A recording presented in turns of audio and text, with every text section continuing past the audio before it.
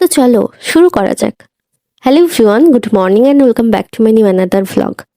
নিচে jet plane দাঁড় করানো আছে। আমরা দুই বান্ধবী মিলে যাবো এখন কাঠগোলা বাগানবাড়ির উদ্দেশ্যে। জেট প্লেন আমাদেরকে ল্যান্ডিং করিয়ে দিয়েছে, আমরা পাইলটগুলোকে সঙ্গেও নিয়ে নিয়েছি। যাই হোক, বাগানবাড়িতে পৌঁছে গেছি।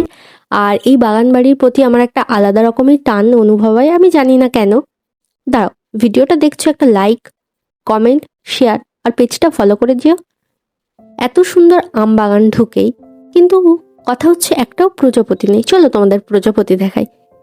এই দেখো, এই হচ্ছে আর্টিফিশিয়াল প্রজাপতি। এখানে একটু উড়িয়ে দিলাম কেমন। এখানে যখন কনফিডেন্সের সঙ্গে যাচ্ছিলাম নিজেকে তখন দীপিকা পাদুকোন ভাবছিলাম।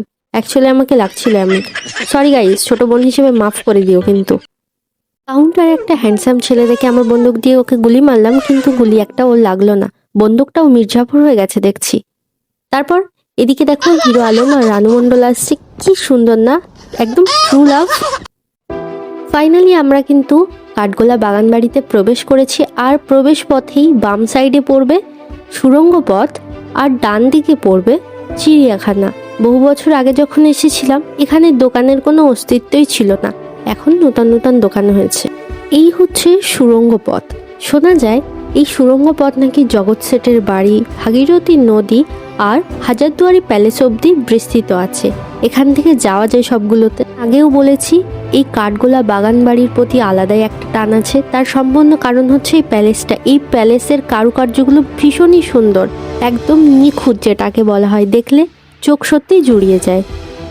এখানে একটা সুন্দর কারুকার্য করা ঘোড়ার গাড়ি আছে, যেটা তখন ব্যবহার হতো। আর আছে একটা 4 চাকা, যেটা কয়েকশো বছর আগে ব্যবহার করা হতো। এগুলো নিখুঁত, একদম নিপুণ। কাঠগোলা বাগানবাড়ি প্যালেসে যেহেতু ওর ভিতরে কোনো রকম ফটোগ্রাফি বা ভিডিওগ্রাফি কোনো কিছু করতে দেয় না, তাই সেখান থেকে ঘুরে এসে আমরা এই চিড়িয়াখানায় ঢুকেছি। এখান থেকে আমরা চলে যাব, যেহেতু আমাদেরকে আরও অনেকটা জায়গায় ঘুরতে হবে আর সন্ধেও হয়ে যাচ্ছে। তাই প্রথমে আমরা এই ম্যাকাও পাখিটা দেখে নিয়েছিলাম, যেটা দেখে আমার দিল তো গার্ডেন গার্ডেন হয়ে গেছে। সত্যি কথা, এখানে দাঁড়িয়ে ও কিন্তু আমাদেরকে খেলা দেখাচ্ছিল।